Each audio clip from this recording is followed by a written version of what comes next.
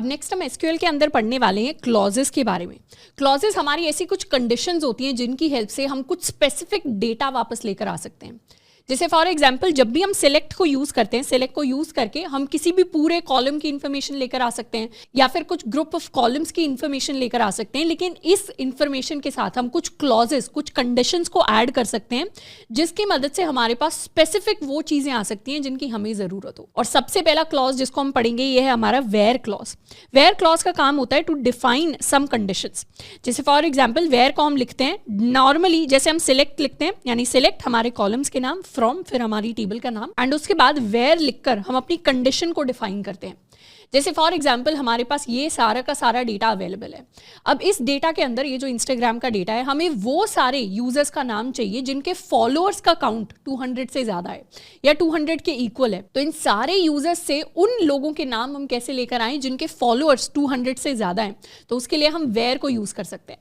Where को लिखने के लिए हम लिख सकते हैं सिलेक्ट ऑल फ्रॉम हमारी टेबल का नाम विच इज यूजर, एंड यहां पर हम अपनी वेयर कंडीशन डिफाइन करेंगे। वेयर कंडीशन, और हम चाहते हैं फॉलोअर्स का जो काउंट है that should be greater than 200, तो यहां हम लिख देंगे फॉलोअर्स ग्रेटर देन या इक्वल टू 200। इसे अब कर लेते हैं सिलेक्ट एंड एग्जीक्यूट। तो यहां पर ये 3 लोगों का नाम आया, इनकी सारी इंफॉर्मेशन आ गई, ये तीनों हमारे नाम हैं और इन तीनों के जो फॉलोअर्स का काउंट है दैट इज 200, 300 एंड 200। अब अगर लेट्स सपोज हमें सिर्फ उन लोगों के नाम चाहिए, सारी की सारी इंफॉर्मेशन नहीं चाहिए, तो उसके लिए हम यहाँ पर लिख सकते हैं नेम एंड फॉलोअर्स। इसको कर लेते हैं सिलेक्ट एंड एग्जीक्यूट। तो अब ये नाम आ गए हमारे पास एंड ये हमारे पास आ गए हमारे फॉलोअर्स का काउंट। तो इस तरीके से हमारी वेयर कंडीशन काम करती है जब भी हमें कुछ स्पेसिफिक कंडीशन डिफाइन करनी है हमारे डेटा के ऊपर। अब लेट्स सपोज हम ऐसे यूजर्स की इंफॉर्मेशन फाइंड आउट करना चाहते हैं जिनकी एज लेस देन 16 है, तो उसके लिए यहाँ पर हम अपनी कंडीशन को चेंज कर सकते हैं, एज लेस देन 16। इसको कर लेते हैं सिलेक्ट एंड एग्जीक्यूट। तो ये हमारे पास 2 लोग आ गए, इनकी एज भी हम साथ में प्रिंट करवा लेते हैं। फॉलोअर्स की जगह इस बार हम एज को प्रिंट करवाएंगे, एग्जीक्यूट, एंड ये हमारे 2 यूजर्स आ गए हैं जिनकी एज है 14 एंड 15 के इक्वल। तो हमारी जो वेयर कंडीशन होती है इसमें अभी तो हमने देखा कि हम लेस देन यूज कर सकते हैं, हम ग्रेटर देन यूज कर सकते हैं, हम greater than equal to use कर सकते हैं, बट इस तरीके के बहुत सारे ऑपरेटर्स होते हैं जो हम वेयर कंडीशन के साथ यूज कर सकते हैं। जैसे फॉर एग्जाम्पल हम जब भी वेयर क्लॉज को यूज करते हैं हमारे पास बहुत सारे डिफरेंट ऑपरेटर्स होते हैं। इनमें से सबसे पहले टाइप के ऑपरेटर्स होते हैं हमारे एरिथमेटिक ऑपरेटर्स। एरिथमेटिक ऑपरेटर्स के बारे में ऑलरेडी हमने जावास्क्रिप्ट पढ़ते टाइम सीखा हुआ है। एरिथमेटिक के अंदर हमारे पास प्लस आ जाता है, माइनस आ जाता है, मल्टीप्लाई आ जाता है, डिवाइड आ जाता है और हमारे पास हमारा मॉड्यूलो आ जाता है। जैसे लेट्स सपोज हमें सिर्फ वो सारे यूजर्स चाहिए जो अगले साल 18 ईयर्स के हो जाएंगे, तो ऐसे यूजर्स की अभी करंट एज क्या होगी, अभी करंट एज 17 होगी, या फिर 1 साल बाद 18 हो जाएंगे। का कहने का मतलब है कि हम यहाँ पर लिख सकते हैं where age +1 is equal to 18। इसको कर लेते हैं सिलेक्ट एंड एग्जीक्यूट। तो हमारे पास एक सिंगल यूजर है डोनाल्ड नाम से जिसकी एज अभी 17 है पर अगले साल यानी 1 साल बाद 18 हो जाएगी। तो इस तरीके से हम अपने एरिथमेटिक ऑपरेटर्स को भी यूज कर सकते हैं। सेकंड टाइप ऑफ ऑपरेटर्स जिनको हम वेयर के साथ यूज कर सकते हैं ये होते हैं हमारे कंपैरिजन ऑपरेटर्स। कंपैरिजन ऑपरेटर्स जैसे हमारा इक्वल टू हो गया जिसको हमने अभी यूज किया है, नॉट इक्वल टू हो गया, greater than equal to, less than and less than equal to. Third type of operators हमारे लॉजिकल ऑपरेटर्स होते हैं। लॉजिकल ऑपरेटर्स को ऑलरेडी हमने जावास्क्रिप्ट के अंदर थोड़ा बहुत सीखा हुआ है, वैसे ही सिमिलर सा काम इनका एसक्यूएल के अंदर होता है। जैसे लॉजिकल ऑपरेटर में हमारे पास एंड ऑपरेटर होता है, और होता है, नॉट, इन, बिटवीन, इन सबको अभी हम देखने वाले हैं। एंड इनके साथ साथ हमारे पास बिटवाइज ऑपरेटर्स भी होते हैं। बिटवाइज ऑपरेटर्स बिट मैनिपुलेशन के लिए काम आते हैं। जैसे बिट्स कहने का क्या मतलब है, कंप्यूटर्स के अंदर यानी लैपटॉप्स के अंदर जो भी हमारी डिजिटल मशीन्स होती हैं इनके अंदर जो भी डेटा स्टोर्ड होता है वो 0 और 1 की फॉर्म में स्टोर्ड होता है। यानी जो हम नॉर्मल नंबर्स लिखते हैं जैसे 105 हो गया या 316 हो गया, या अगर हमने कोई स्ट्रिंग भी लिखी है हेलो, अगर हमने कोई लेट कीवर्ड से लेट्स सपोज कोई एक स्ट्रिंग डिफाइन की है message is equal to hello, तो मेमोरी के अंदर, कंप्यूटर की मेमोरी के अंदर जब ये स्ट्रिंग जाकर स्टोर होगी या ये नंबर जाकर स्टोर होगा तो वो एग्जैक्टली इस तरीके से कैरेक्टर्स की फॉर्म में नहीं होता, क्योंकि कंप्यूटर्स को कैरेक्टर समझ ही नहीं आते। कंप्यूटर क्योंकि एक इलेक्ट्रॉनिक मशीन है तो उसे सिर्फ इलेक्ट्रॉनिक सिग्नल समझ में आते हैं। इलेक्ट्रॉनिक सिग्नल कहने का मतलब है कि हमारी जो मशीन है उसके अंदर करंट जा रहा है या उसके अंदर करंट नहीं जा रहा। अगर मशीन करंट डिटेक्ट करती है तो उसका मतलब है अभी उसने 1 स्टेट को डिटेक्ट किया है, और अगर मशीन को लग रहा है कि अभी यहाँ पर कोई करंट नहीं है तो उसका मतलब है उसने स्टेट 0 को डिटेक्ट किया है। तो हमारे जो स्टैंडर्ड कंप्यूटर्स होते हैं, हमारे जो लैपटॉप्स होते हैं, उनके अंदर 2 ही स्टेट्स होती हैं जो वो डिटेक्ट कर सकते हैं, एक 0 एक 1, और 0 और 1 को ही हम बिट्स कह देते हैं। तो सारा का सारा डेटा बिट्स की फॉर्म में स्टोर्ड होता है। अब लेट्स सपोज हमारे पास कोई हमारा डेटाबेस है, जिस डेटाबेस के अंदर हमारे पास कॉलम्स हैं x एंड y। अब इन एक्स वाई के अंदर कोई बिट वैल्यू हमारे पास स्टोर्ड है, हो सकता है एक्स के अंदर 0 स्टोर्ड हो, वाई के अंदर 1 स्टोर्ड हो, या इस तरीके से कोई भी एक सिंगल बिट इनके अंदर स्टोर्ड है। तो इनके ऊपर हम अपने बिट वाइज ऑपरेशंस को परफॉर्म कर सकते हैं। बिट वाइज ऑपरेशंस का रिजल्ट कैसे आता है, उसके लिए एक छोटी सी हम टेबल बना लेते हैं जिसमें x होगा, जिसमें y होगा और जिसमें रिजल्ट होगा। सबसे पहला ऑपरेशन जिसकी हम बात करेंगे ये हमारा बिटवाइज एंड। अगर हमारे पास x है और x एंड y हमने कर दिया, एक चीज नोटिस करनी है, हमने एंड नहीं लिखा।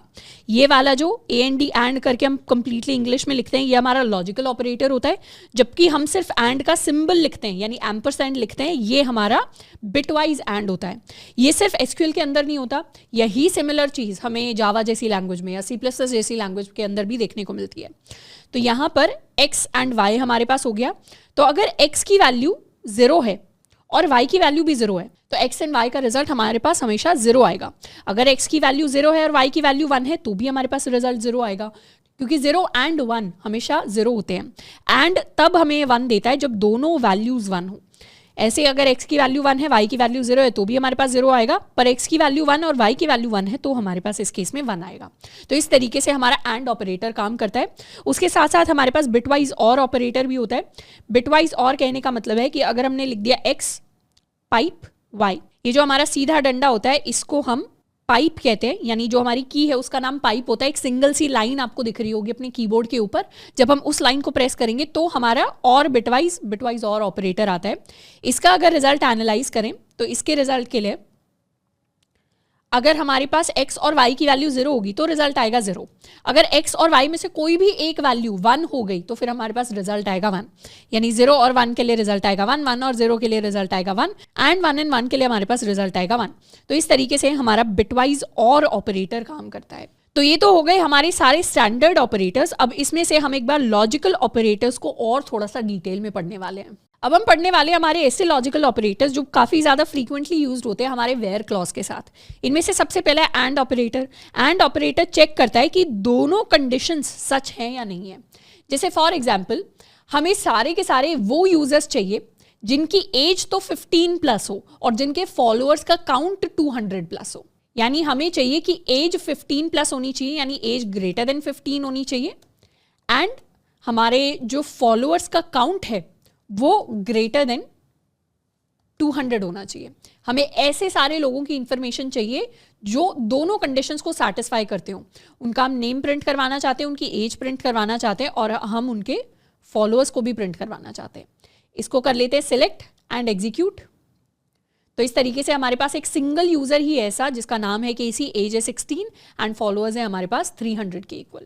तो इस तरीके से हम बेस्ड ऑन मल्टीपल कंडीशंस अपने डेटा को निकाल कर ला सकते हैं अपनी टेबल के अंदर से। दूसरा हमारा लॉजिकल ऑपरेटर होता है हमारा और ऑपरेटर। और ऑपरेटर का काम होता है to check for one of the conditions to be true, यानी दोनों में से अगर एक भी कंडीशन ट्रू हो गई तो फिर मुझे डेटा ला कर दे दो। यानी यहाँ पर एंड की जगह अगर हम और लगा दें तो उस केस में हमारे पास कौन कौन सा डेटा आएगा, उन सारे लोगों का डेटा आएगा जिनकी एज तो शायद 15+ है, या फिर अगर 15+ नहीं है तो फॉलोअर्स हमारे 200+ जरूर है। तो इसको कर लेते हैं सिलेक्ट एंड एग्जीक्यूट। तो हमारे पास 2 लोग ऐसे आए, इन दोनों की एज 15+ है। इनमें से फर्स्ट व्यक्ति तो वो है जिसकी एज भी 15+ है, फॉलोअर्स भी 300 है यानी 200+, और सेकेंड व्यक्ति के फॉलोअर्स 200+ नहीं है लेकिन उनकी एज 15+ है, तो इसलिए उनका नाम लिस्ट के अंदर आ गया है। तो इस तरीके से हम और कंडीशन को यूज करते हैं। जैसे हमारे पास और होता है वैसे ही हमारे पास एक बिटवीन वाला लॉजिकल ऑपरेटर होता है। बिटवीन का काम होता है कि ये किसी गिवन रेंज के बीच में एलिमेंट्स को सिलेक्ट करने का काम करता है। जैसे लेट्स सपोज मुझे सिर्फ वही लोगों का डेटा चाहिए जिनकी एज 15 साल से 16 साल के बीच में है, या 15 साल से 17 साल के बीच में है। हमें सिर्फ उन्हीं यूजर्स का डेटा चाहिए। तो ऐसे यूजर्स का डेटा लाने के लिए हम लिख सकते हैं वेयर एज, एंड उसके बाद हम लिखते हैं अपना बिटवीन ऑपरेटर, और फिर हम अपनी रेंज को डिफाइन करते हैं। तो हमारी रेंज है 15 से 17, तो बिटवीन 15 एंड 17 हम लिख सकते हैं। इसको कर लेंगे सिलेक्ट एंड एग्जीक्यूट। तो हमारे पास 3 लोगों के नाम आ गए जिनकी एज बिटवीन 15 एंड 17 के इक्वल है। इसी तरीके से हमारे पास एक और ऑपरेटर होता है हमारा इन ऑपरेटर। इन ऑपरेटर कैसे काम करता है? इन ऑपरेटर के अंदर इट इज़ बेसिकली जैसे ऑपरेटर्स हमने एरेज के साथ यूज़ किए थे जावास्क्रिप्ट में, यानी इन ऑपरेटर के साथ हम एक लिस्ट दे देते हैं। जैसे हमने कोई लिस्ट दे दी, इस लिस्ट में हमने 2 ईमेल्स ऐड कर दिए कि मुझे तो वही यूज़र चाहिए जो इन ईमेल्स को यूज़ कर रहे हो या इन ईमेल से रजिस्टर्ड हो मेरे सिस्टम के अंदर। हो सकता है ये दोनों ईमेल्स हमें पता चला हो कि इलीगल ईमेल्स हैं या फिर ये अनऑथराइज्ड ईमेल्स हैं, तो ऐसी ईमेल से रिलेटेड हमें यूजर्स का डेटा चाहिए। तो उसके लिए हम मैच कर सकते हैं एनी वैल्यू को विद आर गिवन लिस्ट। तो इसको यूज़ करने के लिए हम एक लिस्ट बना लेते हैं। तो लिस्ट बनाने के लिए हम लेंगे अपने पेरेंथेसिस, और पेरेंथेसिस के अंदर हम कुछ भी डाल सकते हैं लिस्ट में लेट्स सपोज हमने ये एक ईमेल डाला एंड हमने एक सेकेंड ईमेल डाला बॉब वाला। हम चाहें तो कोई और ईमेल भी डाल सकते हैं, abcd@gmail.com, इस तरीके का हम कोई ईमेल डाल सकते हैं। अब इस लिस्ट को यहाँ से कर लेते हैं कट। हम लिखने वाले हैं select name as followers from users where हम चाहते हैं हमारी ईमेल से मैच करें, तो ईमेल इन दिस लिस्ट, यानी जहां पर हमारी जो भी ईमेल है यूजर की वो इस लिस्ट के अंदर आ रही है, उन यूजर्स के लिए ये सारी इंफॉर्मेशन लेकर आ जाओ। इनफैक्ट उनके लिए हम ईमेल को भी प्रिंट करवा देते हैं, एज को यहाँ से हटा देते हैं, इसको कर लेते हैं सिलेक्ट एंड एग्जीक्यूट। जैसे एग्जीक्यूट किया हमारे पास 2 लोगों की इन्फॉर्मेशन आ गई, एक बॉब एक डोनाल्ड, एंड क्योंकि उनकी ईमेल यहाँ पर मैच कर रही है।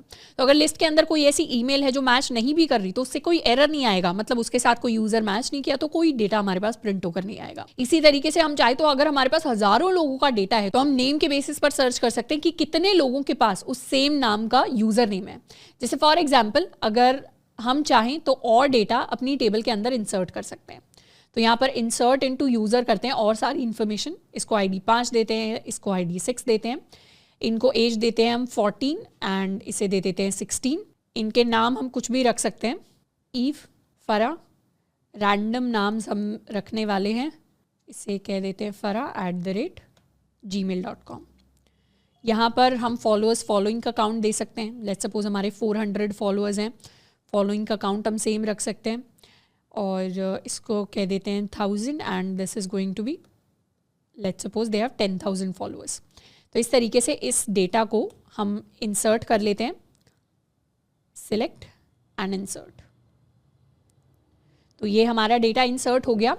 अब हम चाहते हैं हम उन सारे यूजर्स की इंफॉर्मेशन लेकर आएँ जिनकी एज या तो 14 है या फिर 16 है। मतलब ऐसा नहीं है कि हमें रेंज में चाहिए 14 से 16 वाले सारे चाहिए, हमें चाहिए वो सारे के सारे यूजर्स की इन्फॉर्मेशन जिनकी एज या तो 14 है या फिर 16 है। तो इसको सिलेक्ट कर लेते हैं, इसको एग्जीक्यूट कर लेते हैं। यहाँ पर इनफैक्ट हम एज को भी प्रिंट करवा देते हैं, तो हमारी एज यहाँ पर आ जाएगी, सिलेक्ट एग्जीक्यूट। तो यहाँ पर ये 4 यूजर्स हमारे पास आए हैं, इनमें से 2 यूजर्स की एज हमारे पास 14 है, 2 यूजर्स की एज हमारे पास 16 है। तो इस तरीके से हमारा इन काम करता है। इनके साथ हमारे पास एक और ऑपरेटर होता है विच is the logical not operator. Not operator का काम होता है टू निगेट द कंडीशन, यानी किसी भी कंडीशन का अगर हमें नेगेटिव चाहिए हो, यानी जैसे पहले हमने चेक किया था कि लोग हमारे इस रेंज के अंदर होने चाहिए या इस लिस्ट के अंदर होने चाहिए, अब हमें वो सारे यूजर्स का डेटा चाहिए जो इस रेंज के अंदर या इस लिस्ट के अंदर ना हो, तो उसके लिए हम अपने नॉट ऑपरेटर को यूज़ करेंगे। जैसे फॉर एग्जाम्पल हमें उन यूजर्स का डेटा नहीं चाहिए जिनकी एज 14 या 16 है, हमें बाकी सारे यूजर्स का डेटा चाहिए, तो हम यहाँ लिख सकते हैं नॉट इन। तो बस नॉट ऑपरेटर मुझे यहाँ ऐड करना है, सिलेक्ट कर लेते हैं, एग्जीक्यूट करते हैं। तो इस बार हमारे पास 2 यूजर्स आए हैं, बॉब एंड डोनाल्ड, जिनकी एज 15 एंड 17 के इक्वल है। तो इस तरीके से हमारे ये सारे लॉजिकल ऑपरेटर्स काम करते हैं एसक्यूएल के साथ। नेक्स्ट हम बात करने वाले हैं अपने लिमिट क्लॉज के बारे में। लिमिट क्लॉज कंडीशन ऐड करता है on the total number of rows returned, यानी it sets an upper limit on the number of tuples to be returned. यानी हो सकता है हमने जो क्वेरी लिखी है, हमने सिलेक्ट के अंदर जो क्वेरी लिखी है डेटा को लाने के लिए, उस डेटा के अंदर हो सकता है 1000 रोज रिटर्न होकर आ रही हो, पर हमें तो सिर्फ 5 लोगों की इंफॉर्मेशन चाहिए। तो उस केस के लिए हम लिमिट क्लॉज को यूज़ करते हैं। लिमिट क्लॉज को लिखने के लिए हम अपनी नॉर्मल सिलेक्ट स्टेटमेंट लिखते हैं एंड उसके बाद हम लिमिट लिखते हैं और उसके बाद जो भी नंबर जो हमें अपर लिमिट में सेट करना है। जैसे लेट्स सपोज हमें उन सारे यूजर्स की इंफॉर्मेशन चाहिए जिनकी एज 15 प्लस है, तो यहाँ हम लिख सकते हैं वेयर एज ग्रेटर देन 15। इसको कर लेते हैं सिलेक्ट एंड एग्जीक्यूट। एग्जीक्यूट किया तो हमारे पास 3 यूजर्स की इंफॉर्मेशन आ गई। इसको 15 की जगह अगर हम 14 कर दें और सिलेक्ट करें तो अब हमारे पास 4 यूजर्स की इन्फॉर्मेशन आ गई, लेकिन मुझे तो 2 ही यूजर्स की इन्फॉर्मेशन चाहिए थी। तो उसके लिए हम यहाँ पर एक लिमिट ऐड कर सकते हैं। हम चाहें तो वेयर के साथ भी वो लिमिट ऐड कर सकते हैं, यानी मुझे क्या लिमिट चाहिए, मुझे लिमिट चाहिए 2 कि मुझे 2 ही यूजर्स की इन्फॉर्मेशन चाहिए। तो इसको एग्जीक्यूट करेंगे तो इस बार हमारे पास 2 ही यूजर्स की इन्फॉर्मेशन आई है। हम चाहें तो बिना वेयर क्लॉज के भी लिमिट को यूज कर सकते हैं, यानी अभी हम सारे यूजर्स की इन्फॉर्मेशन लेकर आ रहे हैं, पर मुझे सारे यूजर्स की इन्फॉर्मेशन नहीं चाहिए, मुझे तो सिर्फ 2 या मुझे तो सिर्फ 3 ही यूजर्स की इन्फॉर्मेशन चाहिए। तो इसको कर लेते हैं सिलेक्ट एंड एग्जीक्यूट, तो हमारे पास 3 ही यूजर्स की इन्फॉर्मेशन आएगी। तो जब हम जितना डेटा रिटर्न होकर आ रहे हैं कंडीशन के बेसिस पर, उस पर भी लिमिट लगाना चाहते हैं, तो उसके लिए हम अपने लिमिट क्लॉज को यूज कर सकते हैं। नेक्स्ट हम बात करने वाले हैं अपने ऑर्डर बाय क्लॉज की। ऑर्डर बाय क्लॉज का काम होता है किसी भी चीज़ को सॉर्ट करना। कोई भी अगर हमारे पास डेटा है तो उसे हम चाहें तो असेंडिंग ऑर्डर में, चाहें तो डिसेंडिंग ऑर्डर में सॉर्ट कर सकते हैं। असेंडिंग ऑर्डर कहने का मतलब है कि हमने उसे इंक्रीजिंग फैशन के अंदर स्टोर किया है, सबसे छोटी चीज़ पहले, सबसे बड़ी चीज़ बाद में। और डिसेंडिंग कहने का मतलब है कि हमने उसे डिक्रीजिंग फैशन में शो किया है, यानी सबसे बड़ी चीज़ पहले और सबसे छोटी चीज़ बाद में। तो जब भी हम अपने डेटा को सॉर्ट करना चाहते हैं, उसके लिए लास्ट में, यानी हमने अपने डेटा को सिलेक्ट कर लिया, फिर लास्ट में हम लिख सकते हैं ऑर्डर बाय एंड फिर उस कॉलम का नाम जिसके ऊपर हमें सॉर्टिंग करनी है, जिसके ऊपर हम असेंडिंग या डिसेंडिंग ऑर्डर के ऊपर सॉर्ट करना चाहते हैं। क्योंकि टेबल के अंदर तो बहुत सारा डेटा हो सकता है, जैसे अगर इस टेबल का एग्जाम्पल लें तो इसके अंदर तो बहुत सारा डेटा हो सकता है। अब हम चाहते हैं कि हमारा जो यूजर्स हैं वो कितने उनके फॉलोअर्स हैं उसके बेसिस पर असेंडिंग ऑर्डर में सॉर्ट हो जाए। तो उस हिसाब से तो ये वाला यूजर सबसे पहले आएगा, फिर ये दोनों 200 फॉलोअर्स वाले यूजर आएंगे, फिर हमारे पास ये हमारा थर्ड यूजर आएगा। तो हमें स्पेसिफाई करना होता है कौन से कॉलम के बेसिस पर हम अपनी सॉर्टिंग करना चाहते हैं, और फिर हम डिसाइड कर सकते हैं कि हम असेंडिंग ऑर्डर में सॉर्टिंग करना चाहते हैं या हम डिसेंडिंग ऑर्डर में सॉर्टिंग करना चाहते हैं। असेंडिंग के लिए हम ASC लिख सकते हैं, डिसेंडिंग के लिए हम DESC लिख सकते हैं।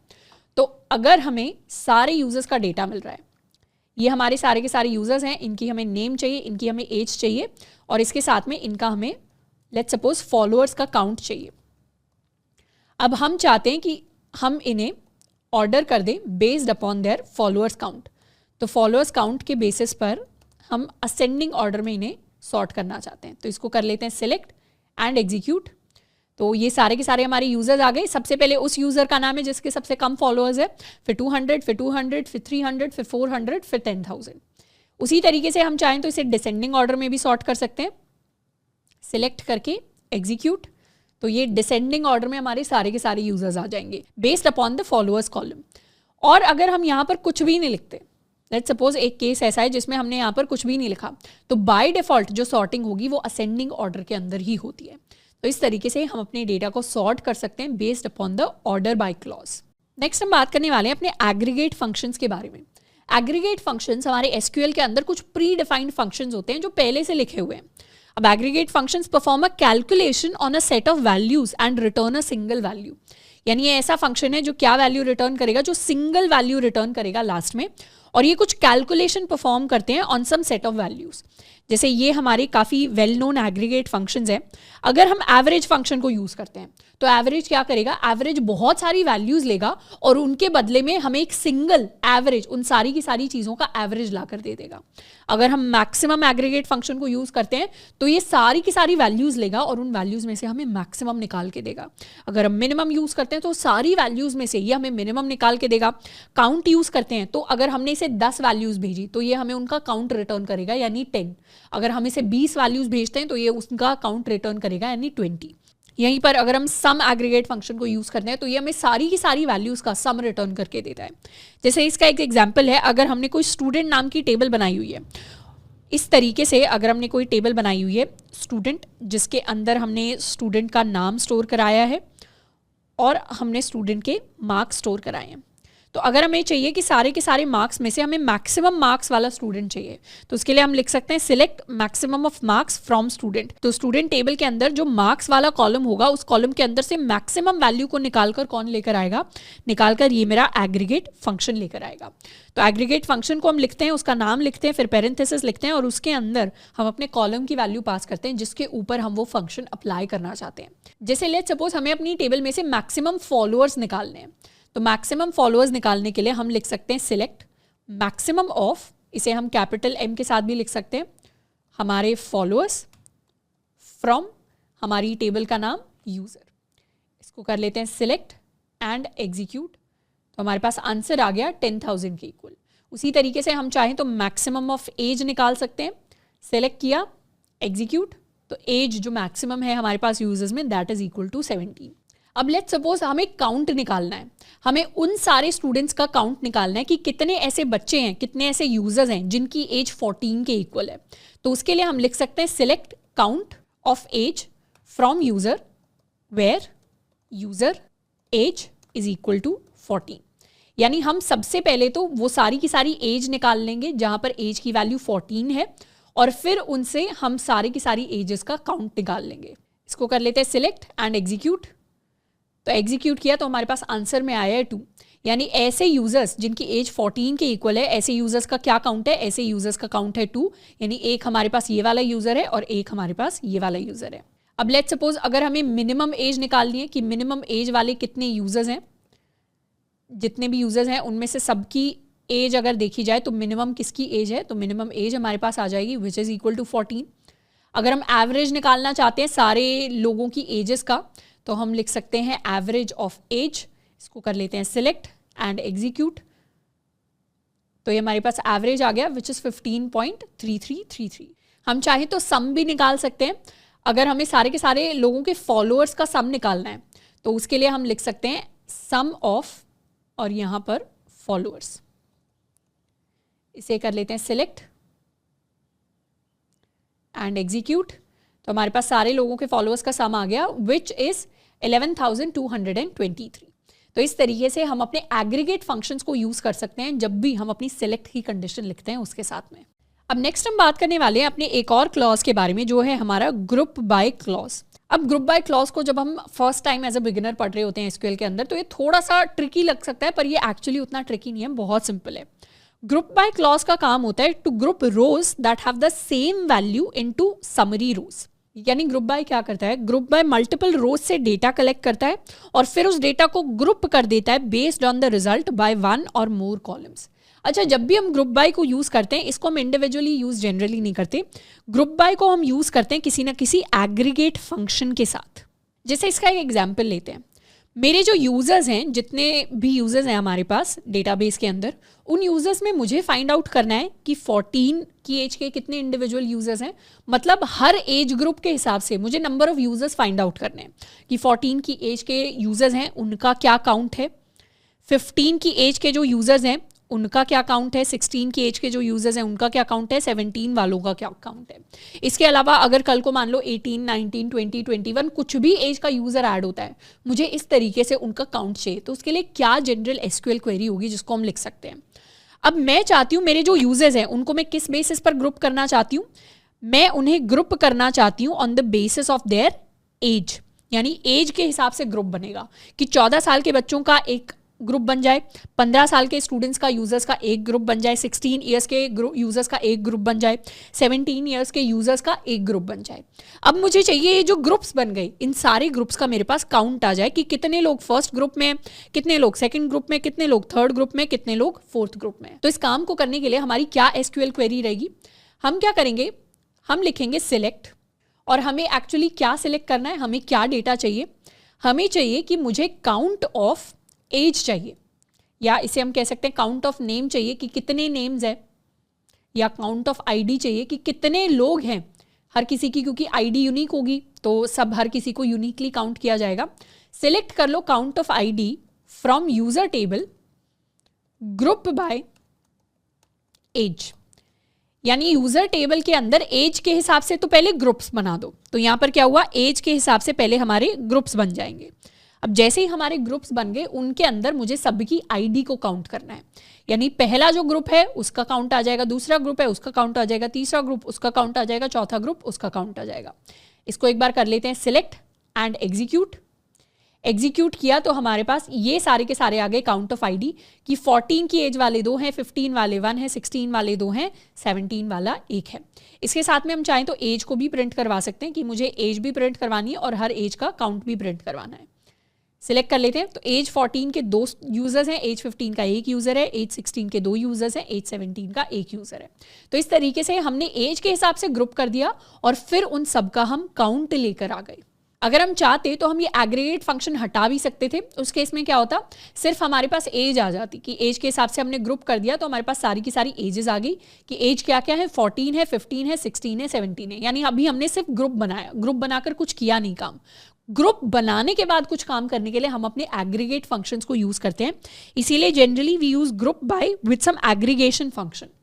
अब लेट्स सपोज हमने जो ग्रुप बनाए 14, 15, 16 एंड 17, इन सारे ग्रुप्स के अंदर हमें मैक्सिमम फॉलोअर्स वाला यूजर जो है उसकी इंफॉर्मेशन को प्रिंट करना है या मैक्सिमम फॉलोअर्स को प्रिंट करना है। तो उसके लिए हम लिख सकते हैं कि मैक्सिमम ऑफ फॉलोअर्स को हम प्रिंट करवाना चाहते हैं इन ईच एज ग्रुप। इसको कर लेते हैं सिलेक्ट, एग्जीक्यूट। तो 14 साल की एज में जो मैक्सिमम फॉलोअर्स हैं वो है हमारे पास 400। ये एक यूजर है जिसके 400 फॉलोअर्स हैं।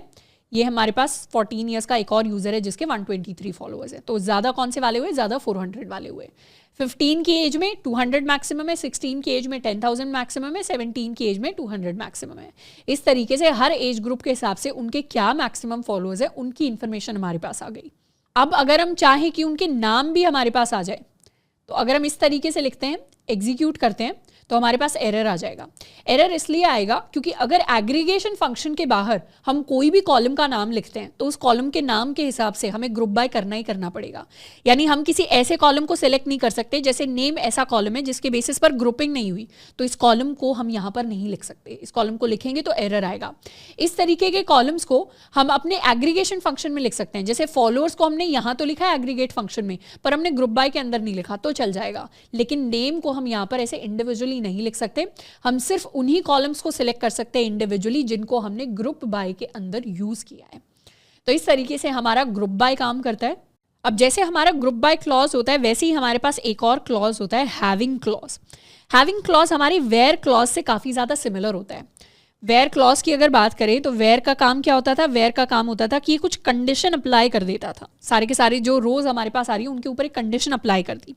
वैसा सा ही सिमिलर सा काम हमारे हैविंग क्लॉज का होता है, but it is used when we want to apply any condition after grouping. तो वेयर क्लॉज किस पे काम करता था, वेयर क्लॉज हमारी रोज के ऊपर कंडीशन अप्लाई करता था और हैविंग क्लॉज हमारे ग्रुप्स के ऊपर कंडीशन अप्लाई करता है। जैसे लेट्स सपोज हमने किसी भी कॉलम के ऊपर अगर पहले से कोई ग्रुपिंग कर ली है, ग्रुपिंग कहने का मतलब है, इसका एक एग्जाम्पल लेते हैं कि हमने सारे के सारे मैक्सिमम फॉलोअर्स निकाल लिए हर एक एज ग्रुप से।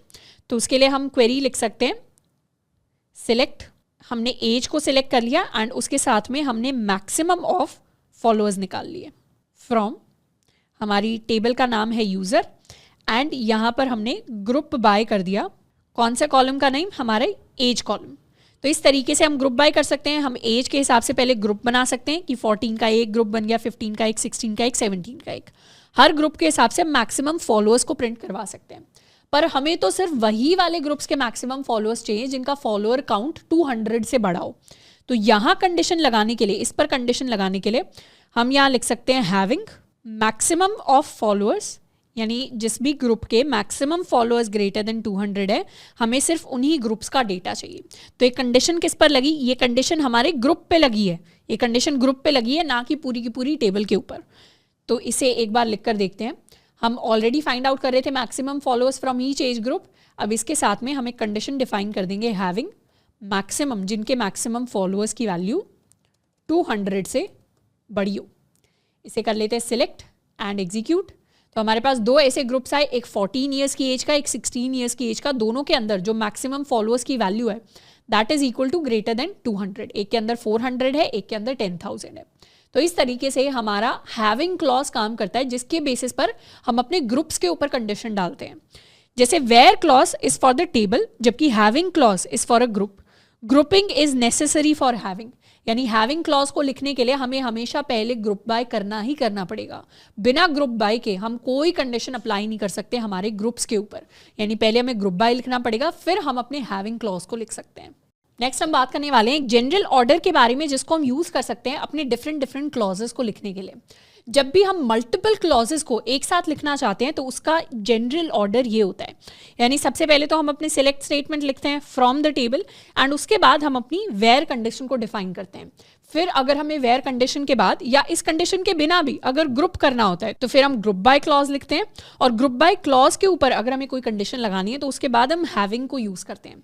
अगर हमें इन सारी चीजों को ऑर्डर करना है तो लास्ट में हम अपना ऑर्डर बाय क्लॉज है जिसको यूज कर सकते हैं। या हमने सारे के सारे यूजर्स को उनके एज के बेसिस पर ग्रुप कर दिया है, फिर हम उनसे एजेस एंड हर एज के हिसाब से मैक्सिमम फॉलोअर्स को सिलेक्ट कर रहे हैं, और हर किसी के ऊपर हमें कंडीशन लगा रहे हैं कि मैक्सिमम फॉलोअर्स ग्रेटर देन 200 होने चाहिए सारे के सारे ग्रुप्स के अंदर। अब हम चाहें तो इसका जो आउटपुट है, ये जो आउटपुट है जो हमारे लिए अभी ऐसा प्रिंट होकर आ रहा है, इसको डिसेंडिंग ऑर्डर में भी सॉर्ट कर सकते हैं। तो इसके लिए हम लिख सकते हैं ऑर्डर बाय, एंड यहाँ पर हम लिख सकते हैं कि एज के हिसाब से हम इसे डिसेंडिंग ऑर्डर में सॉर्ट करना चाहते हैं। सिलेक्ट कर लिया, एग्जीक्यूट किया, तो अब एज 16 ऊपर आ गई है, एज 14 नीचे आ गई है। तो इस तरीके से किसी बेसिस पर अगर हम सॉर्ट करना चाहते हैं तो हम मल्टीपल डिफरेंट क्लॉजेस को, डिफरेंट कंडीशंस को कंबाइन कर सकते हैं इन द गिवन ऑर्डर। अब नेक्स्ट हम बात करने वाले हैं दोबारा से अपने टेबल क्वेरीज के बारे में। तो अभी तक हमने सिलेक्ट को और क्लॉजेस को काफी डिटेल में पढ़ लिया है। अब वापस से अपनी टेबल्स के ऊपर आ जाते हैं और टेबल्स के स्टैंडर्ड ऑपरेशंस के बारे में बात करेंगे। नेक्स्ट हम बात करने वाले हैं कि टेबल्स को अपडेट कैसे करते हैं। टेबल्स को अपडेट करने के लिए हम अपनी अपडेट कमांड को यूज करते हैं, और अपडेट करने का मतलब है एग्जिस्टिंग रोज को अपडेट करना। दो चीजें होती हैं टेबल्स के अंदर जिनके बारे में हमने बात की है। एक होते हैं हमारे कॉलम्स जो वर्टिकल फैशन के अंदर आते हैं। कॉलम्स क्या होते हैं? कॉलम्स होते हैं हमारे टेबल का स्कीमा, हमारी टेबल का डिजाइन। अभी हम उसे चेंज नहीं कर रहे, अभी हम क्या कर रहे हैं, अभी हम अपनी इंडिविजुअल रो का यानी एक सिंगल यूजर का या एक सिंगल एंटिटी के डेटा को चेंज करने की, अपडेट करने की बात कर रहे हैं। अपडेट करने के लिए हम लिखते हैं अपडेट टेबल। तो इस बार हम सिलेक्ट नहीं लिखेंगे, इस बार हम लिखेंगे अपडेट टेबल, और फिर हम लिखते हैं सेट। उसके बाद हम नई कंडीशन लिख सकते हैं, नई वैल्यूज लिख सकते हैं जो हम चेंज करना चाहते हैं, और बाद में हम कोई भी कंडीशन स्पेसिफाई कर सकते हैं कि जिन रोज के ऊपर ये कंडीशन अप्लाई करती हो सिर्फ उन्हीं रोज को हम अपडेट करें। अच्छा, कभी भी अपडेट कमांड करने से पहले अगर हम फर्स्ट टाइम एसक्यूएल लिख रहे हैं तो हो सकता है कि हमारे पास एक एरर आ जाए, क्योंकि डायरेक्टली माई एसक्यूएल हमें हमारे डेटाबेस के अंदर चेंजेस करने के लिए अलाउ नहीं करता। जैसे अगर हमने लिखा अपडेट यूजर और उसके अंदर हम सेट करना चाहते हैं जिन भी लोगों की एज लेट्स सपोज 16 है, 16 एज वाले सारे लोगों के हम फॉलोअर्स का काउंट जो है उसको सेट करना चाहते हैं लेट्स सपोज टू 600। तो उसके लिए हम लिख सकते हैं set followers is equal to 600 where age is equal to 16। तो इस कंडीशन से क्या होगा, जिन भी लोगों की एज 16 है उन सबके फॉलोअर्स का काउंट 600 पर सेट हो जाएगा। अब हम इसे सिलेक्ट कर सकते हैं, इसको एग्जीक्यूट कर सकते हैं। तो यहाँ पर क्या हुआ, यहाँ पर एक एरर आ रहा है, error code 1175 you are using safe updates mode. इस तरीके का एरर आना बहुत नॉर्मल चीज़ है अगर हम फर्स्ट टाइम अपनी अपडेट कमांड को एग्जीक्यूट कर रहे हैं तो। एंड इस एरर से बचने के लिए हमें एक लाइन रन करनी पड़ेगी which is set SQL underscore safe underscore updates is equal to 0। By default SQL के अंदर एक सेफ अपडेट्स नाम की चीज होती है जो बाय डिफॉल्ट 1 पे सेट होती है। इसका मतलब है कि SQL आपको अपडेट्स नहीं करने देता अपने डेटाबेस के अंदर, अपनी टेबल के अंदर। तो उस चीज की वजह से हमारे पास एरर आएगा अगर अपडेट कमांड रन करेंगे। तो उस एरर से बचने के लिए हम इस कमांड को यूज कर सकते हैं और इसको कर देंगे एग्जीक्यूट। एग्जीक्यूट करने के बाद दोबारा से अपडेट को रन करेंगे, एग्जीक्यूट किया तो इस बार हमारा अपडेट एग्जीक्यूट हो गया। एग्जीक्यूट हो गया तो इस बार सारा का सारा डेटा हम सिलेक्ट कर सकते हैं, सिलेक्ट ऑल फ्रॉम यूजर, इसे कर लेते हैं सिलेक्ट एंड एग्जीक्यूट। तो इस बार पूरा का पूरा टेबल का डेटा आ गया एंड सारे के सारे लोग जिनकी एज 16 है अगर हम उनके फॉलोअर्स का काउंट देखें तो it is equal to 600 now. ये फरा का भी फॉलोअर्स का काउंट देखें तो it is equal to 600 now. तो इस तरीके से हम अपने अपडेट्स कर सकते हैं इन आर टेबल्स। नेक्स्ट क्वेरी जिसकी हम बात करने वाले हैं ये है हमारी डिलीट क्वेरी। डिलीट का काम होता है टू डिलीट एग्जिस्टिंग रोज, यानी जैसे हमने अपडेट किया था रोज को वैसे ही हम रोज को डिलीट भी कर सकते हैं। उसके लिए हम लिखते हैं डिलीट फ्रॉम अपनी टेबल का नाम वेयर कंडीशन, यानी जिस भी रो के अंदर हमारी कंडीशन सेटिस्फाई हो रही है वहां पर उन रोज को हम टेबल के अंदर से डिलीट कर सकते हैं। जैसे फॉर एग्जाम्पल यहाँ पर हम लिख सकते हैं डिलीट फ्रॉम यूजर एंड फिर हम अपनी कंडीशन लिख देंगे वेयर हम उन यूजर्स को डिलीट करना चाहते हैं जिनकी एज लेट्स से 14 के इक्वल है, where age is equal to 40। इसको कर लिया एग्जीक्यूट एंड इसे अब हम कर देंगे एग्जीक्यूट। तो अब हमारे जितने भी यूजर्स हैं उनके अंदर एज 14 वाले जो यूजर्स हैं वो सारे के सारे जाकर गायब हो चुके हैं। एक और चीज़, अगर हम डिलीट वाली ये जो स्टेटमेंट है इसे यूज़ करते हैं तो इसके अंदर अगर हमने वेयर क्लॉज नहीं लिखा तो फिर क्या होगा, डिलीट स्टेटमेंट सारी की सारी रोज को डिलीट कर देता है। तो गलती से भी डिलीट जब भी यूज़ कर रहे हैं उसके अंदर वेयर कंडीशन को भूलना नहीं है, यानी हम कुछ स्पेसिफिक डेटा को डिलीट कर रहे होते हैं, ना कि पूरे के पूरे टेबल के डेटा को। नेक्स्ट क्वेरी जिसकी हम बात करने वाले हैं ये है हमारी ऑल्टर क्वेरी। ऑल्टर क्वेरी का काम होता है टू चेंज द स्कीमा।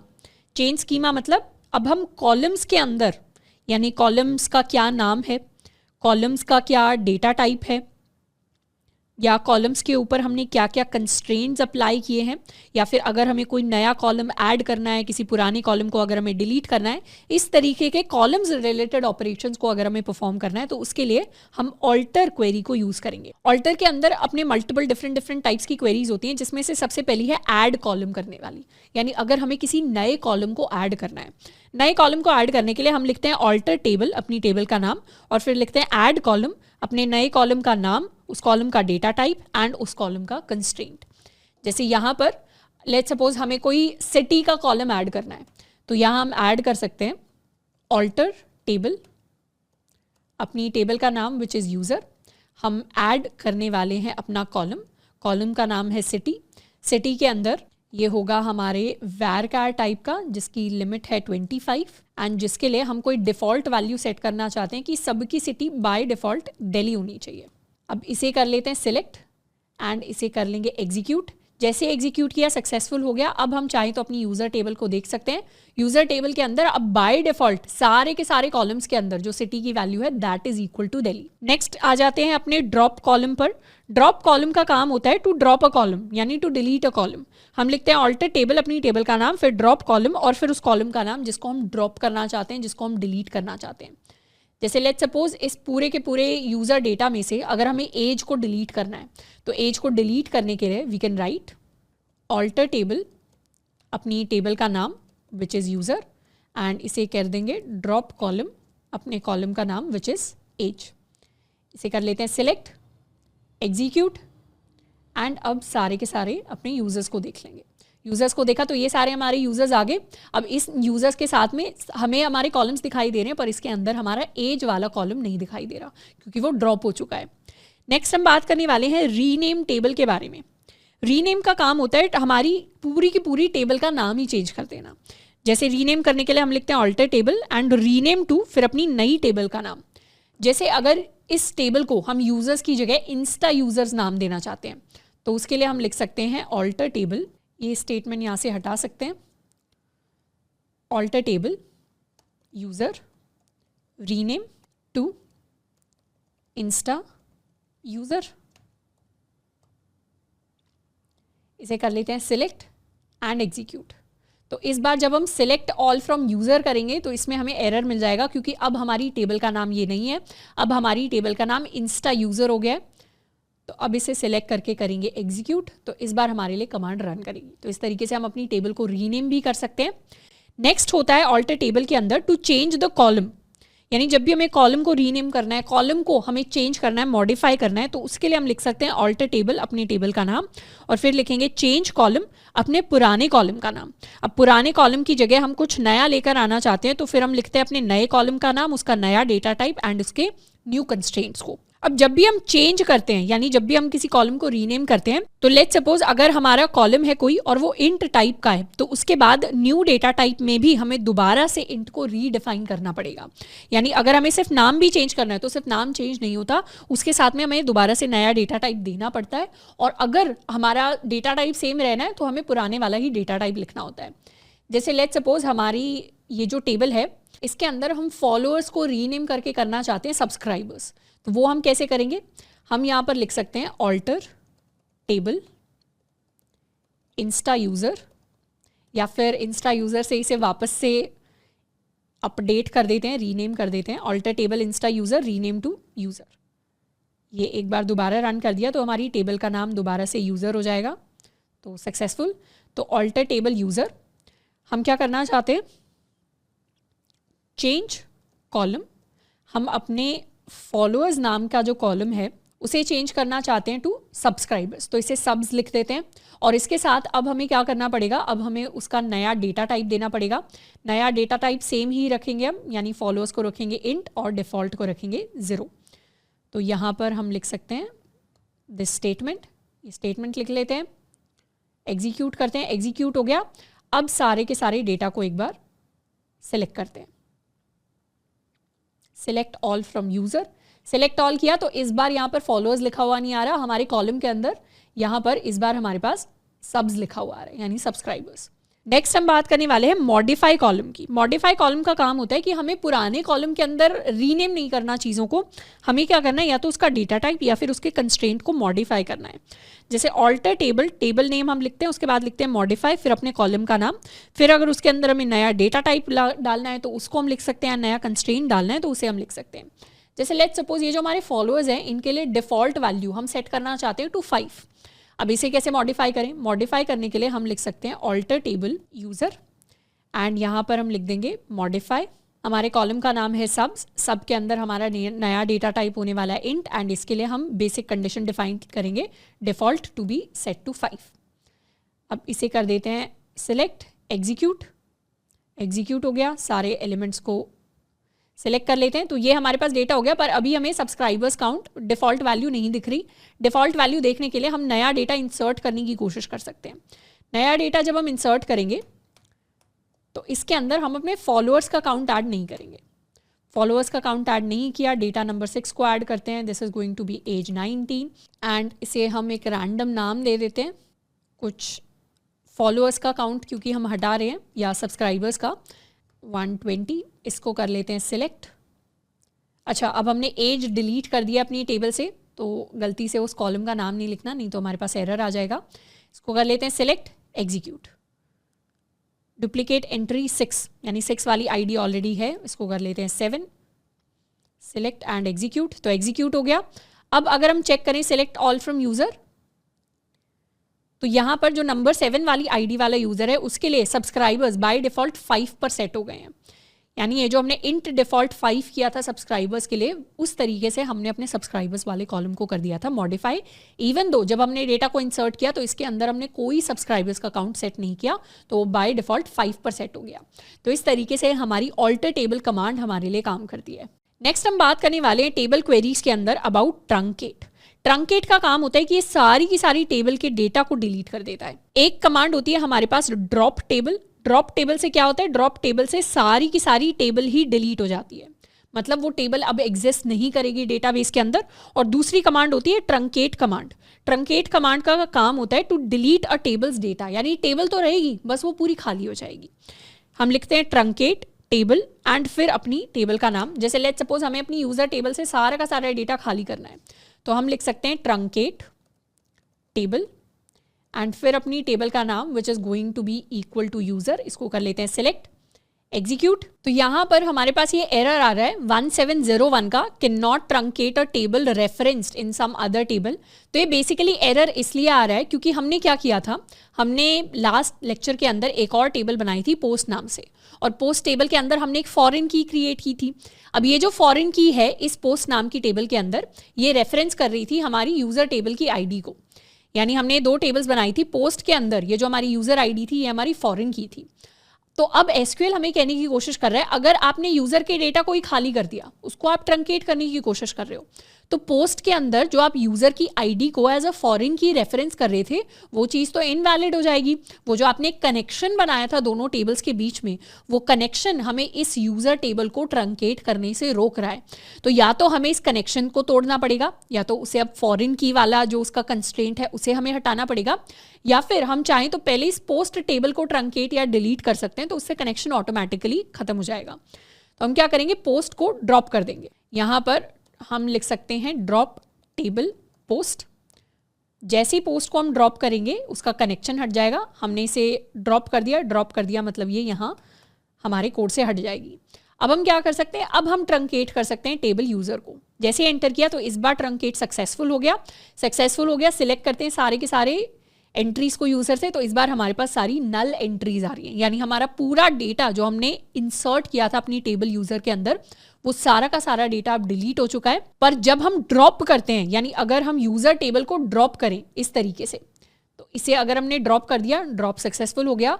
अब अगर हम सिलेक्ट कमांड को लिखें तो इस बार सिलेक्ट कमांड में एरर आ जाएगा। एरर इसलिए आएगा क्योंकि इस बार हमारी यूजर टेबल एग्जिस्ट ही नहीं करती। तो यही डिफरेंस होता है ट्रंकेट एंड ड्रॉप के बीच में। ड्रॉप जब हम करते हैं तो फिर उसके बाद टेबल कंप्लीटली गायब हो जाती है, फिर हम उसमें से सिलेक्ट या कुछ और नहीं कर सकते, नया डेटा भी ऐड नहीं कर सकते। ट्रंकेट से सिर्फ वो जो टेबल होती है उसका पूरा डेटा खाली हो जाता है, पर वो टेबल फिर भी होती है। हम चाहें तो बाद में जाकर उस टेबल के अंदर और डेटा, नया डेटा ऐड कर सकते हैं, उस टेबल के अंदर मॉडिफिकेशंस कर सकते हैं। तो इस चैप्टर के अंदर, इस पार्ट के अंदर हमने क्या क्या कवर किया है? हमने अपने क्लॉजेस को कवर किया है, हमने अपने कुछ कुछ ऑपरेटर्स, अपने एग्रीगेट फंक्शंस को कवर किया है, साथ के साथ हमने अपनी टेबल के ऊपर और मल्टीपल ऑपरेशंस को कवर किया है। अब ये तो सारी चीजें हो गई हमारी रिलेटेड टू एसक्यूएल कमांड्स। अब जब हम अपना नेक्स्ट पार्ट पढ़ेंगे एसक्यूएल का, तो उसके अंदर हम देखेंगे कि जो बेसिक एसक्यूएल हमने सीख लिया कि हाँ इस तरीके से क्वेरीज काम करती है, इस तरीके से डेटा मैनिपुलेट होता है, हमारी टेबल्स होती हैं, हमारा डेटाबेस होता है, पर ये एक्चुअली हम अपने वेबसाइट के बैकएंड में कैसे यूज कर सकते हैं, यानी हम अपने नोड के साथ अपने एसक्यूएल को कैसे कनेक्ट करते हैं, उसे अब नेक्स्ट हम सीख रहे होंगे। अब नेक्स्ट हम सॉल्व करने वाले हैं अपने कुछ प्रैक्टिस क्वेश्चंस को, ताकि एसक्यूएल के ऊपर हम थोड़ी और कमांड लेकर आ सकें। इनमें से सबसे पहला क्वेश्चन है हमारे पास ये, जिसमें हमें बोल रहे हैं to create a database for your college. तो हमें एक डेटाबेस क्रिएट करना है, तो उसके लिए हम कमांड लिख सकते हैं क्रिएट डेटाबेस, एंड इसको नाम हम देने वाले हैं कॉलेज, एंड यहाँ पर हम एक कंडीशन साथ में ऐड करेंगे if not exist, because command लिखने का सही तरीका यही होता है। इसको सिलेक्ट कर लेते हैं, एग्जीक्यूट कर लेते हैं, तो हमारे लिए यहाँ पर रिफ्रेश करेंगे तो एक नया डेटाबेस क्रिएट हो गया कॉलेज नाम से, और हम इसी डेटाबेस को यूज़ करने वाले हैं, तो इसको कर लेते हैं यूज़ कॉलेज, सिलेक्ट कर लेते हैं एंड हम कर लेते हैं एग्जीक्यूट।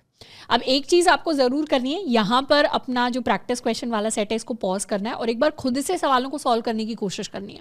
उसके बाद वापस से आंसर्स पर आना है और आंसर्स को एक बार टैली करके देख लेना है। अब सबसे पहले हम करने वाले हैं कि इस डेटाबेस के अंदर हमें एक टेबल क्रिएट करनी है जिसका नाम होगा teacher, to store ID, teacher का नाम, टीचर का सब्जेक्ट एंड टीचर की सैलरी। और फिर जब हम ये टेबल बना लेंगे तो इस टेबल के अंदर हम ये सारा का सारा डेटा इंसर्ट कर रहे होंगे। तो टेबल के अंदर हमें 4 कॉलम्स क्रिएट करने, एक हमारी आईडी होगी, एक हमारा नाम होगा, एक हमारा सब्जेक्ट होगा एंड एक हमारी सैलरी होगी। जो आईडी होने वाली है इसको इंटीजर टाइप का रख लेंगे, इसको हम बना सकते हैं अपनी प्राइमरी की। नेम हमारा varchar टाइप का हो जाएगा, जो सब्जेक्ट्स हैं वो भी हमारे varchar टाइप के हो जाएंगे। जो हमारी सैलरी है ये हमारी इंटीजर टाइप की हम बनाने वाले हैं। तो अब टेबल क्रिएट करने के लिए हम लिख सकते हैं क्रिएट टेबल, और इसे हम नाम देने वाले हैं टीचर। इसके अंदर हमें डिफरेंट कॉलम्स क्रिएट करने हैं। एक होगा हमारा आईडी कॉलम जिसको हम बनाएंगे हमारी टेबल की प्राइमरी की। दूसरा होगा हमारा नेम जो कि होने वाला है varchar of, let's make it 50। तीसरा होगा हमारा सब्जेक्ट, इसे भी हम varchar ऑफ 50 रखने वाले हैं। उसके बाद हम रखेंगे अपनी salary which is going to be integer value. इसे कर लेते हैं सिलेक्ट एंड एग्जीक्यूट। तो हमारी टेबल हमारे लिए क्रिएट हो गई है। रिफ्रेश कर लेंगे तो ये टेबल यहाँ पर हमें दिखने लग जाएगी, हमारी टीचर टेबल। अब इसके अंदर हमें डेटा इंसर्ट करना है, तो डेटा इंसर्ट करने के लिए हम लिखते हैं इंसर्ट इनटू अपनी टेबल का नाम, और फिर लिखेंगे कौन कौन सी वैल्यूज़ हमें इंसर्ट करनी है। हमें आईडी इंसर्ट करनी है, नेम, हमारा सब्जेक्ट एंड हमारी सैलरी। तो वैल्यूज़ हमारी हो जाएंगी आईडी के अंदर। सबसे पहले हमारे पास जो आईडी है दैट इज़ इक्वल टू 23, हमारा नेम हमें दिया हुआ है अजय, हमारा सब्जेक्ट हमें दिया हुआ है मैथ, एंड सैलरी है हमारे पास 50,000 की इक्वल। इसी सेम फॉर्मेट को कॉपी करते हुए इस बार हमारे पास है 47, नेम में हमारे पास आ गया है भारत, सब्जेक्ट हमारे पास है English, and salary is going to be 60,000।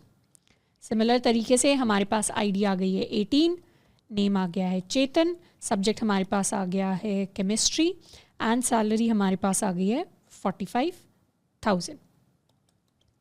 And next ID है हमारे पास 9, नेम है हमारे पास दिव्या, सब्जेक्ट है हमारे पास physics, and salary is going to be 75,000।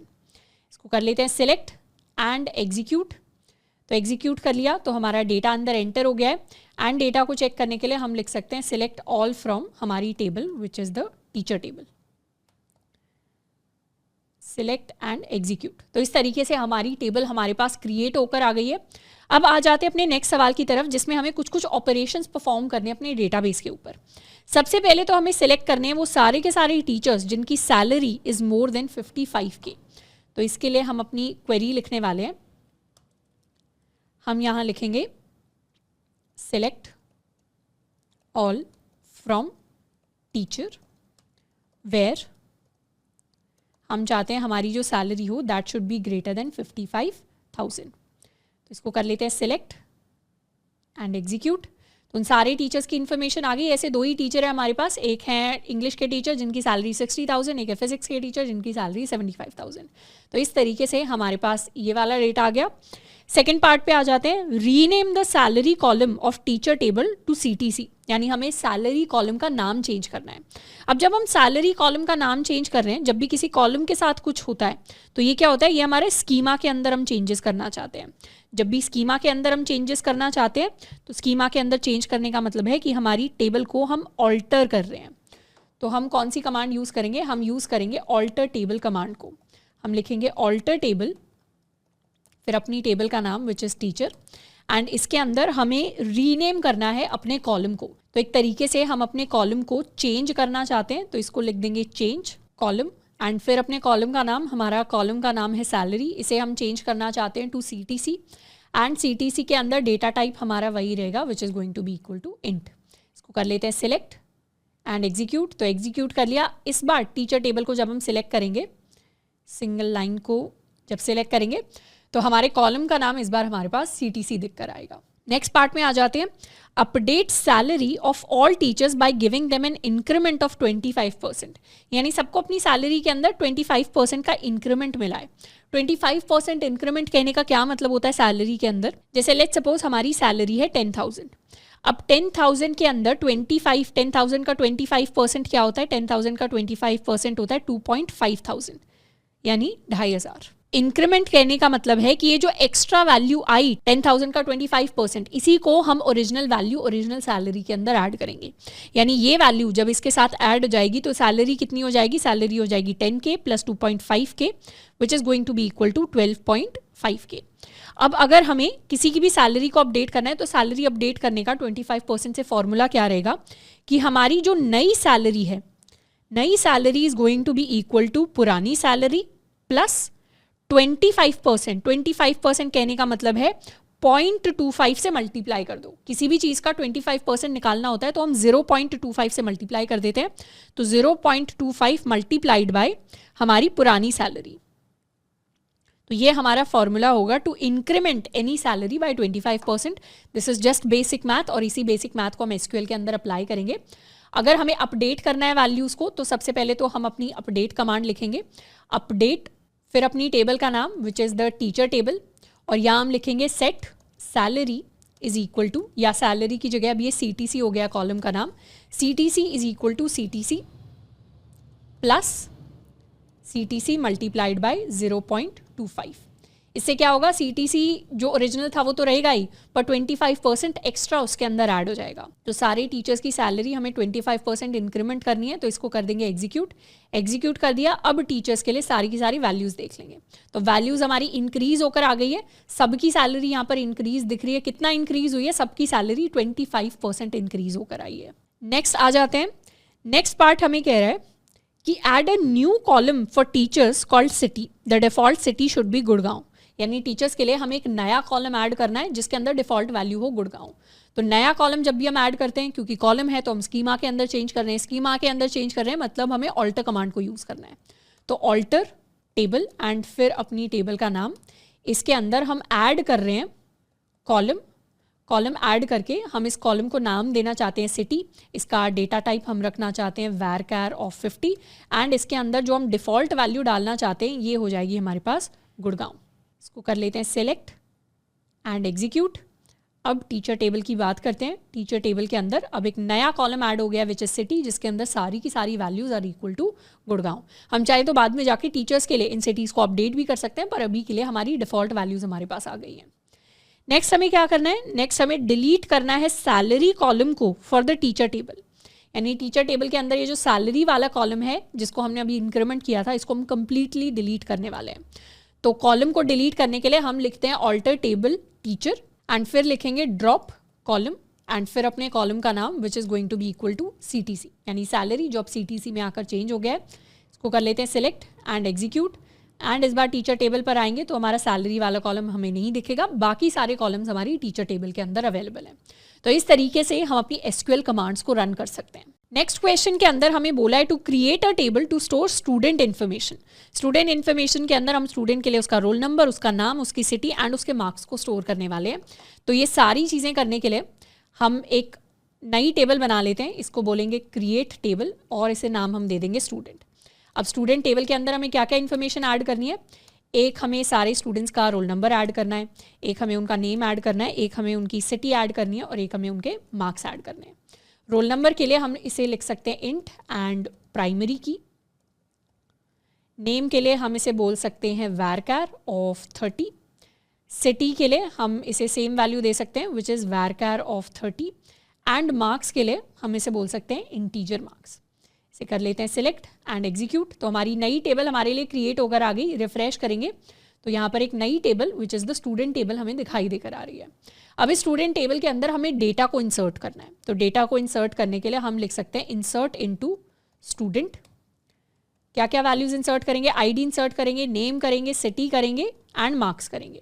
और हमारी वैल्यूज़ क्या होने वाली है, वैल्यूज़ होंगी आईडी सबसे पहले हमें दी है 110, नेम में हमें दिया है एडम, सिटी के अंदर हमें दी है दिल्ली सिटी, मार्क्स के अंदर हमारे पास मार्क्स हैं 76।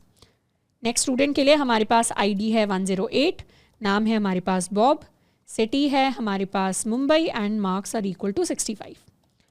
नेक्स्ट स्टूडेंट के लिए हमारे पास है 124 एंड केसी, उसके साथ में we have Pune and we have 94। Next में हमारे पास है 112, नाम के अंदर हमारे पास है ड्यूक, सिटी के अंदर दोबारा से हमारे पास है पुणे एंड इस बार मार्क्स के अंदर है हमारे पास 80।